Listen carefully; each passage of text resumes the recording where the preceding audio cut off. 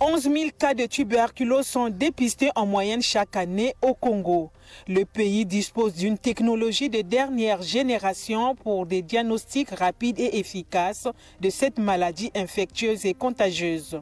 C'est ce qui a multiplié par 8 la rapidité de détection de cette pathologie. Ici, dans ce laboratoire, nous faisons la recherche de la tuberculose, où nous pratiquons la biologie moléculaire.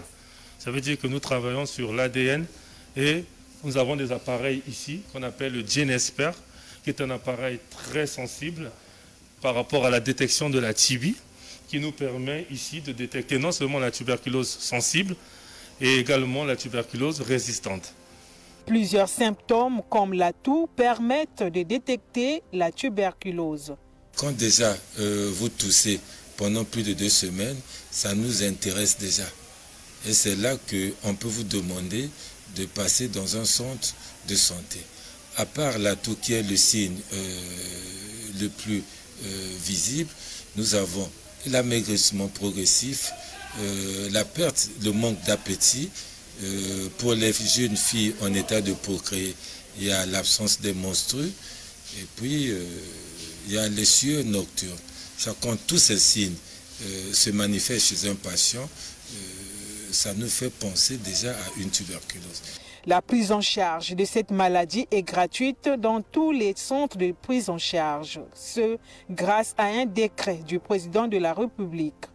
Il y a un décret qui parle de la gratuité de la prise en charge de la tuberculose depuis 2008. Et c'est l'interpellation que nous pouvons faire à l'endroit des prestataires de soins, ne serait-ce que dans le public, de comprendre que tout ce qui va avec la tuberculose est gratuit.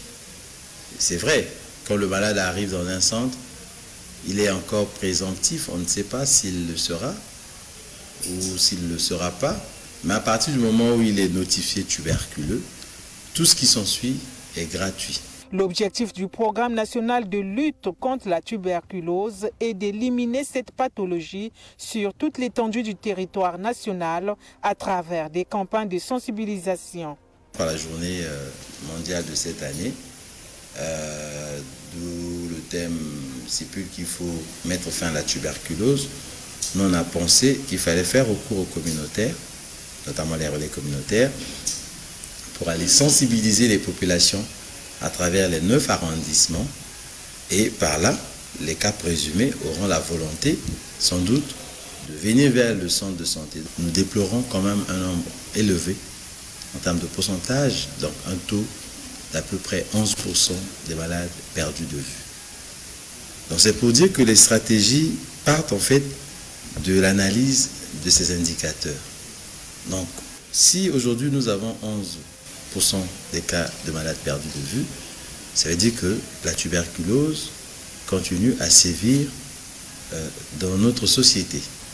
Ça veut dire qu'il faut mener des stratégies pour rechercher ces cas de façon active et les ramener vers les centres de santé pour pouvoir les dépister et enfin les mettre sous traitement. En réalité, la République du Congo est parmi les pays d'Afrique qui bénéficient actuellement de l'appui du Fonds mondial de lutte contre la tuberculose, le paludisme et le VIH-Sida.